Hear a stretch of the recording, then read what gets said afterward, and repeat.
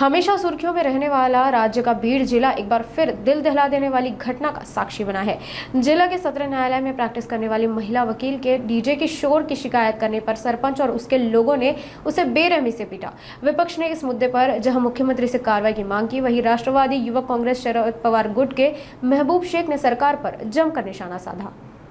एकीकडे लाडकी बहीण म्हणायचं आणि बहिणी सुरक्षित नाहीत आणि हाईट म्हणजे जे वकिलीचा व्यवसाय करते, जे वकिली करते आणि जे वकिली करून दुसऱ्याला न्याय मिळवून देणारी आमची महिला भगिनी, ही महिला भगिनीला जर एवढ्या दुर्दैवी प्रकारे मारहाण होत असेल तर मला वाटतं कायदा सुव्यवस्थेचा धाक राहिला नाही।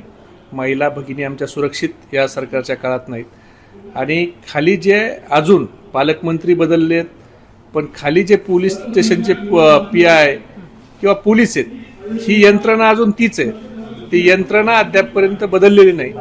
त्यामुळे जोपर्यंत यंत्रणा बदलत नाही तोपर्यंत गुन्हेगारावर कायद्याचा धाक होणार नाही। पालकमंत्री हे महिन्यातनं एखाद्या वेळेला 2-3 तासासाठी येतात।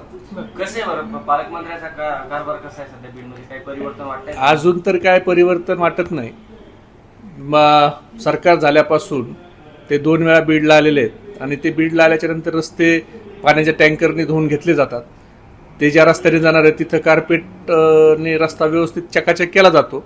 ते गेल्याच्या नंतर परत परिस्थिती जैसे थे अशी परिस्थिती आहे।